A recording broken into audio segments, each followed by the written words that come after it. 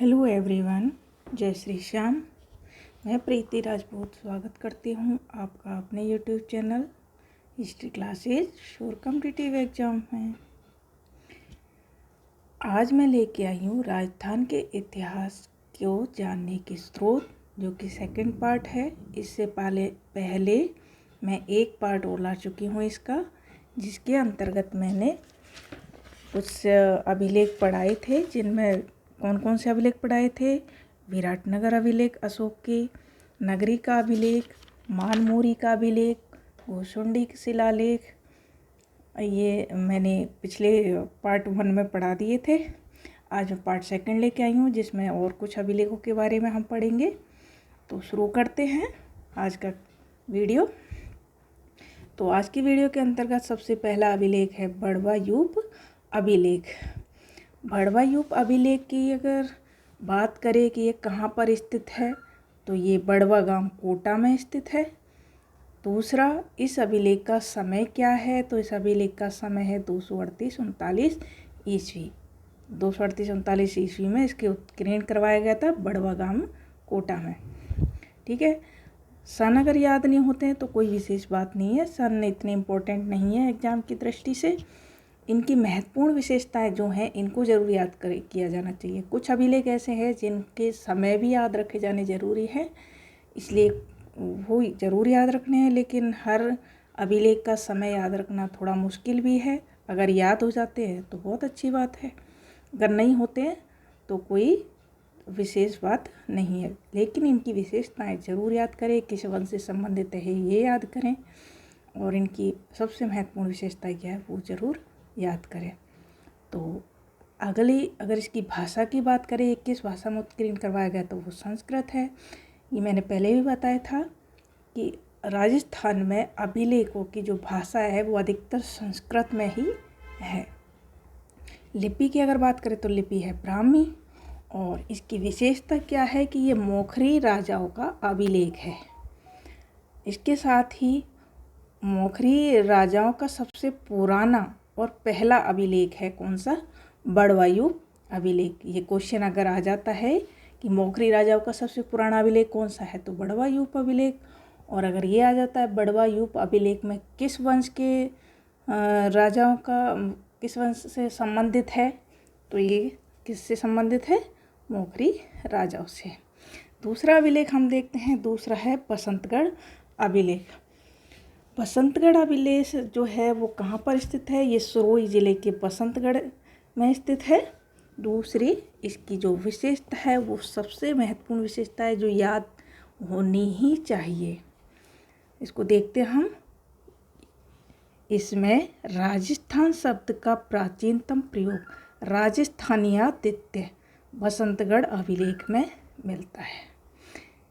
अपना जो प्रदेश है, इसका वर्तमान में जो नाम राजस्थान है, ये प्राचीन काल में इसका राजस्थान नाम नहीं था। सब लोग जानते हैं राजस्थान का एकीकरण अगर पढ़ा हो तो राजस्थान के एकीकरण के बाद में इसका राजस्थान नाम पड़ा है। इससे पहले इसे राजपूताना कहा जाता था। प्राचीन काल में इसको अलग अलग नामों से जाना जाता था।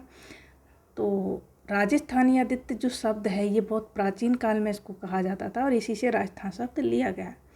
अब ये पूछ ले, राजस्थानी आदित्य शब्द का उल्लेख किस अभिलेख में मिलता है, तो वो कौन सा अभिलेख है? बसंतगढ़ अभिलेख, जो कहाँ है? सिरोही जिले में।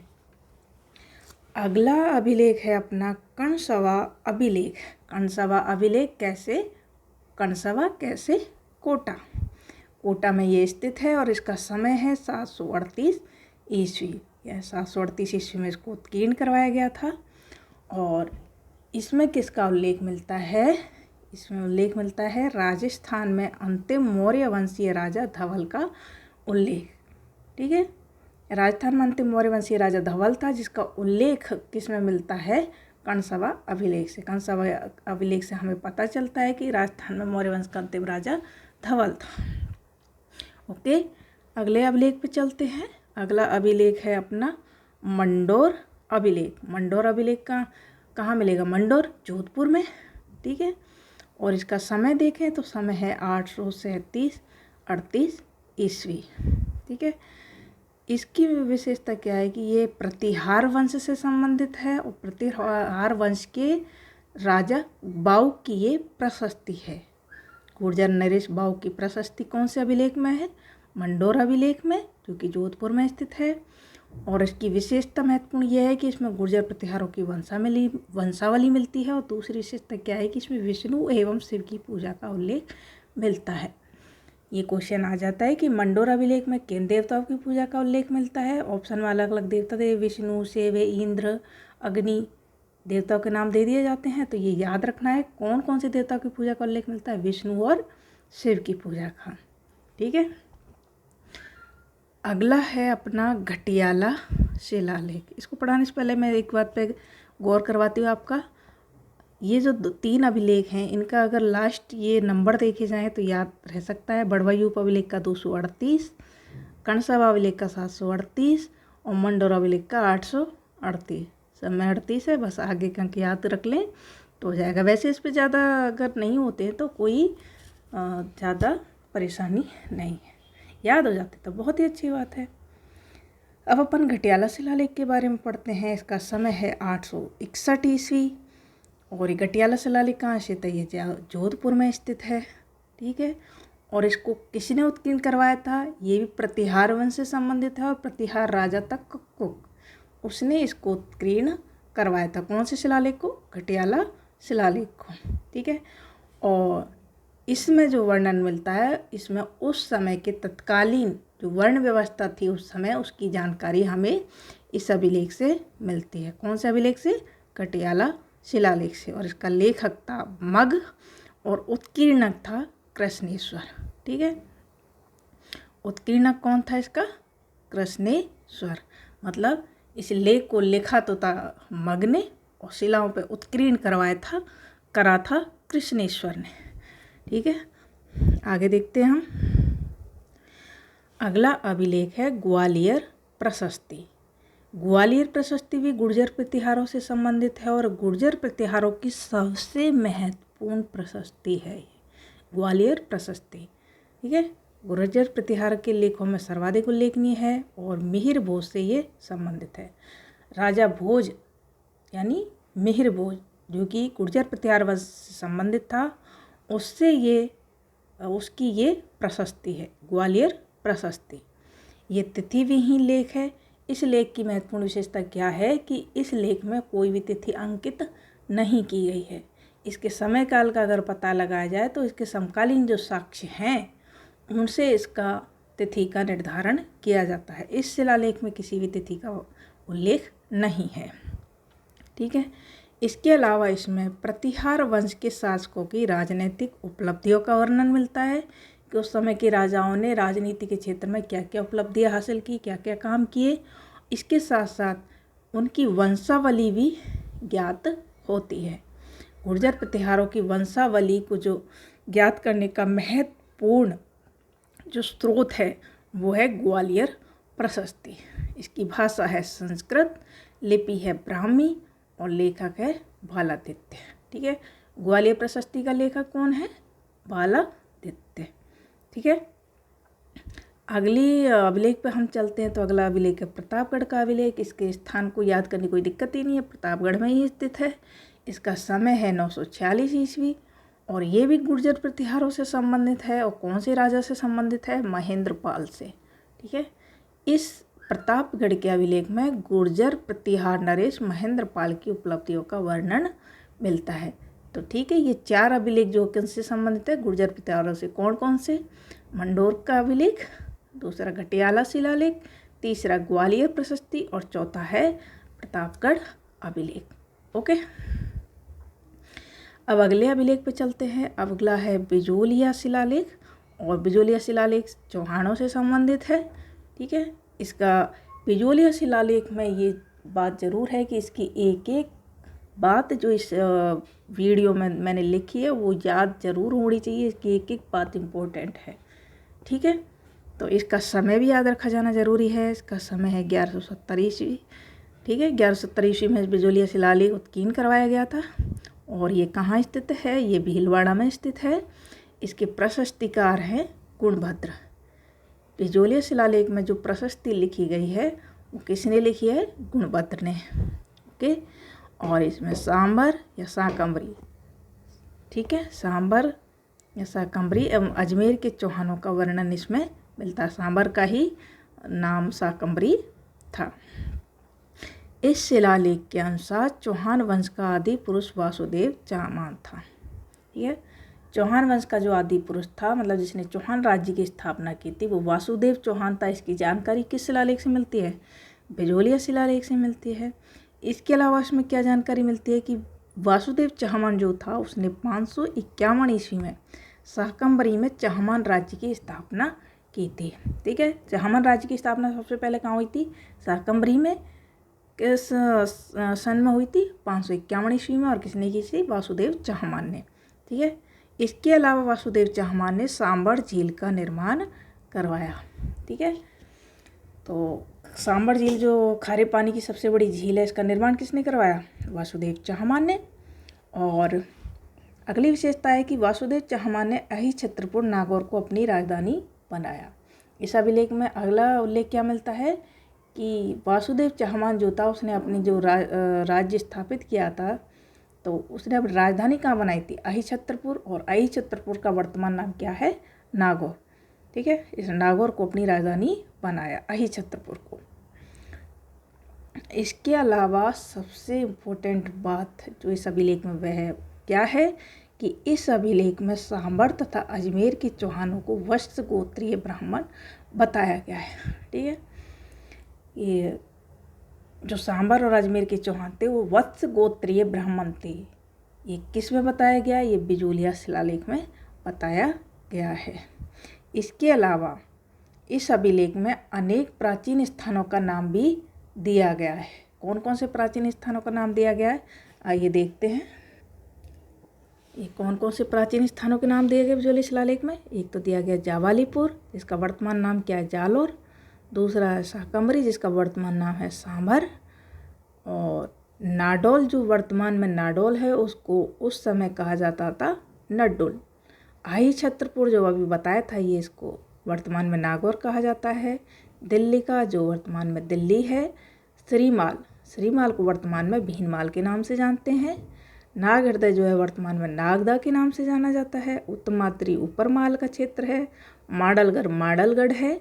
और विंध्यवल्ली जो है उसको बिजोलिया कहते हैं वर्तमान में। ठीक है, इन सब स्थानों के प्राचीन नाम का उल्लेख किस अभिलेख में मिलता है?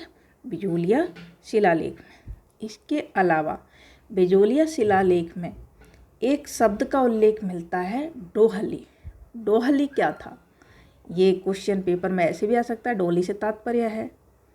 अब डोहली क्या था इसमें देखते हैं। इस अभिलेख में डोहली से क्या तात्पर्य है? इसका तात्पर्य है उस समय दिए जाने वाले भूमि अनुदान से। डोहली जो था वो एक प्रकार का भूमि अनुदान था। ठीक है, उस समय वो राजाओं ने जो भूमि अनुदान चलाया वो डोहली के नाम से जाना जाता है। इसके अलावा इस शिलालेख से यह भी जानकारी मिलती है कि विग्रहराज चतुर्थ ने दिल्ली को अपने अधीन किया था। चौहानों के प्रारंभिक क्षेत्र कहाँ थे? सांबर, शाकंभरी, अजमेर और अपना अहि छत्रपुर नागौर का क्षेत्र। विग्रहराज चतुर्थ जो राजा आया चौहान वंश का, उसने सबसे पहले दिल्ली को अपने अधीन किया था। तो यहाँ आपने ये 4-5 अभिलेख अपन पढ़ चुके हैं। इससे ज़्यादा अभिलेख अभी नहीं पढ़ेंगे क्योंकि कन्फ्यूजन होने का डर रहता है। अगले अभिलेख मैं अगली वीडियो में लेके आऊँगी। अब इसके बाद हम देखते हैं इस वीडियो में हमने जो भी पढ़ा है उसके साथ साथ हम क्वेश्चन आंसर भी करते हैं, जिससे हम जो पढ़ा है वो स्थायी हो जाए, अच्छे से हमें याद रहे। तो देखते हैं क्वेश्चन आंसर। तो पहला क्वेश्चन क्या है? बड़वा यूप अभिलेख स्थित है। बड़वा यूप अभिलेख कहाँ स्थित है? ऑप्शन देखते हैं। पहला ऑप्शन है भीलवाड़ा, दूसरा है कोटा, तीसरा है सिरोही, चौथा है जोधपुर। तो कहाँ स्थित है बड़वा यूप अभिलेख? बड़वा गांव, कोटा। कौन सा ऑप्शन आएगा? B option. दूसरा क्वेश्चन है बड़वा यूप अभिलेख किस वंश से संबंधित है? ठीक है, तो मैंने बताया था किस वंश के राजाओं का सबसे पहला अभिलेख है बड़वा यूप अभिलेख। ऑप्शन देखते हैं, याद आ जाएगा। चौहान, प्रतिहार, मौखरी और कुहिल। आ गया ना याद? कौन सा ऑप्शन है? मौखरी। अगला क्वेश्चन है बसंतगढ़ का शिलालेख कहाँ स्थित है। बसंतगढ़ का शिलालेख जिसमें राजस्थानी आदित्य शब्द का उपयोग मिलता है, देखते हैं कोटा, सिरोही, चित्तौड़ और प्रतापगढ़। कहाँ स्थित है? सिरोही। अगला क्वेश्चन राजस्थानी आदित्य शब्द का प्रयोग किस अभिलेख में मिलता है। ये मैंने पिछले क्वेश्चन में ही बता दिया। कौन सा अभिलेख है? बसंतगढ़ का शिलालेख जो कि सिरोही में स्थित है। अगला क्वेश्चन है कंसवा अभिलेख कहाँ से मिला है। कंसवा कैसे? कंसवा कैसे? कोटा। कहाँ से मिला है? कोटा से। अगला क्वेश्चन देखते हैं। अगला क्वेश्चन है कंसवा अभिलेख में किस मौर्य वंशीय राजा का उल्लेख मिलता है। मौर्य वंश के किस राजा का उल्लेख कंसवा अभिलेख में मिलता है। मैंने बताया था राजस्थान का अंतिम मौर्य वंशी शासक। देखते हो क्वेश्चन। अशोक अंतिम मौर्य वंश शासक नहीं था। चंद्रगुप्त मौर्य ये तो मौर्य वंश का सबसे पहला शासक था। राजा धवल और इन सब का, ठीक है। तो वही किस मौर्य वंश अंतिम मौर्य वंश का मिलता है, तो अंतिम कौन सा था? राजा धवल। ये राजस्थान में अंतिम मौर्य वंशी राजा था। तो इसका उल्लेख कौन सा अभिलेख मिलता है? कंसवा अभिलेख जो कहाँ स्थित है? कोटा में। अगला क्वेश्चन देखते हैं गुर्जर नरेश बाऊ की प्रशस्ति किस अभिलेख में मिलती है। गुर्जर नरेश बाऊ जो था उसकी प्रशस्ति किस अभिलेख में मिलती है। ऑप्शन देखते हैं ग्वालियर प्रशस्ति, मंडोर अभिलेख, सामोली शिलालेख और घटियाला शिलालेख। तो कौन से अभिलेख में मिलती है? याद आ गया होगा, मंडोर अभिलेख में। मंडोर का अभिलेख कहाँ से मिला है? ये देखते हैं जोधपुर से, कोटा से, उदयपुर से या बीकानेर से। तो मंडोर कहाँ से मिला है? जोधपुर से मिला है। अगला क्वेश्चन है मंडोर अभिलेख में किन देवताओं की पूजा का उल्लेख मिलता है। जब मैं पढ़ा रही थी तब मैंने बताया था इस तरह का क्वेश्चन आ जाता है। तो ऑप्शन देखते हैं कौन कौन से देवता दे रखे ऑप्शन में। पहला है विष्णु, दूसरा है शिव, तीसरा है दोनों की, चौथा इनमें से कोई नहीं। तो कौन से देवता की पूजा का उल्लेख मिलता है? विष्णु की पूजा का उल्लेख मिलता है और शिव की पूजा का उल्लेख मिलता है। मतलब आंसर क्या होगा? दोनों की, ठीक है। अगला क्वेश्चन है घटियाला शिलालेख को किसने उत्कीर्ण करवाया था। तो किसने उत्कीर्ण करवाया था घटियाला शिलालेख को? ऑप्शन देखते हैं किससे संबंधित है घटियाला शिलालेख? प्रतिहार वंश से संबंधित है। और ऑप्शन क्या क्या दे रखे इसमें? शिलादित्य, राजा धवल, तीसरा नागभट्ट और चौथा कक्कुक प्रतिहार। तो किसने उत्कीर्ण करवाया था? कक्कुक प्रतिहार ने। ओके, अब अगला क्वेश्चन देखते हैं। अगला क्वेश्चन है घटियाला शिलालेख स्थित है। कहाँ स्थित है घटियाला शिलालेख? ऑप्शन देखते हैं जोधपुर में, कोटा में, मेवाड़ में या चित्तौड़ में। कहाँ स्थित है घटियाला? जोधपुर में स्थित है।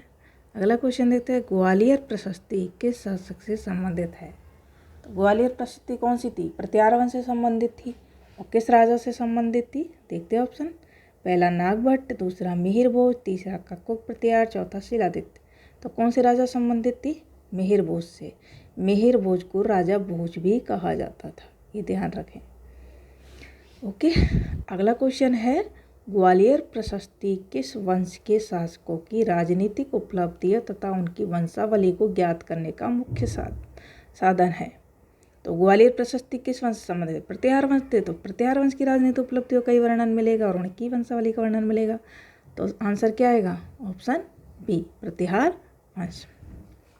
अगला क्वेश्चन देखते हैं निम्नलिखित में से तिथि विहीन लेख है। वह कौन सा लेख है जिसमें तिथि अंकित नहीं है? पहला मानमौर्य अभिलेख, दूसरा बढ़ली का लेख, तीसरा ग्वालियर प्रशस्ति, चौथा ये सभी। तो मैंने बताया था कौन सी अभिलेख है तिथि विहीन? ग्वालियर प्रशस्ति। अगला क्वेश्चन है प्रतापगढ़ अभिलेख से किस राजा की उपलब्धि का वर्णन मिलता है। प्रतापगढ़ अभिलेख भी किससे संबंधित है? प्रतिहार वंश से। और किस राजा की उपलब्धि वर्णन मिलता है? पहला ऑप्शन प्रतिहार नरेश महेंद्रपाल, दूसरा मिहिर भोज, तीसरा बाव और चौथा राजा धवल। तो क्या आंसर आएगा इसका? आंसर ए, क्या आएगा? प्रतिहार नरेश महेंद्रपाल। मिहिर भोज से कौन संबंधित था? ग्वालियर प्रशस्ति। बाव से संबंधित था मंडोर अभिलेख और राजा धवल से कंसवा। अगला क्वेश्चन देखते हैं। अगला क्वेश्चन है बिजोलिया अभिलेख स्थित है। बिजोलिया अभिलेख कहाँ स्थित है? बिजोलिया कहाँ है जगह? देखते हैं ऑप्शन। अजमेर, भीलवाड़ा, प्रतापगढ़ और बीकानेर। कहाँ स्थित है? भीलवाड़ा में स्थित है। देखा था अपन ने, पढ़ा था अभी। अगला क्वेश्चन है, बिजोली अभिलेख के प्रशस्तिकार हैं। बिजोली अभिलेख की प्रशस्ति किसने लिखी थी? पहला ऑप्शन शिवादित्य, दूसरा दामोदर, तीसरा बालादित्य, चौथा गुणभद्र। आ गया ना याद? कौन सा है बिजोली अभिलेख के? गुणभद्र। अगला क्वेश्चन है, बिजोलिया अभिलेख से किस वंश का वर्णन मिलता है? तो मैंने बताया था बिजोलिया अभिलेख कौन से वंश से संबंधित है? चौहान वंश से संबंधित है। ठीक है। अगला क्वेश्चन है, किस अभिलेख में चौहानों को वत्स गोत्रीय ब्राह्मण बताया गया है? बताया था ना, सामर्था से शाकंभरी के चौहानों को वत्स गोत्रीय ब्राह्मण बताया गया। कौन से में? बिजोलिया शिलालेख में। Option C. अगला क्वेश्चन है, बिजोलिया शिलालेख के अनुसार किस चौहान शासक ने दिल्ली का को अपने अधीन किया था? दिल्ली का क्या थी? दिल्ली, वर्तमान की दिल्ली। किस चौहान शासक ने अधीन किया था? ऑप्शन है वासुदेव चाहमान। तो नहीं होगा ना, इसने तो अही छत्रपुर को राजधानी बनाया था, भारत शाकंभरी में अपना राज्य स्थापित किया था। दूसरा विग्रहराज प्रथम, तीसरा पृथ्वीराज चौहान, चौथा ऑप्शन है विग्रहराज चतुर्थ। तो आंसर क्या आएगा? विग्रहराज चतुर्थ, जिसने सबसे पहले दिल्ली को अपने अधीन किया था। तो आज की क्लास यहीं पे ख़त्म होती है। उम्मीद है आप सभी को पसंद आई होगी। पसंद आई हो तो प्लीज़ लाइक करें, शेयर करें और सब्सक्राइब करें। Thank you all.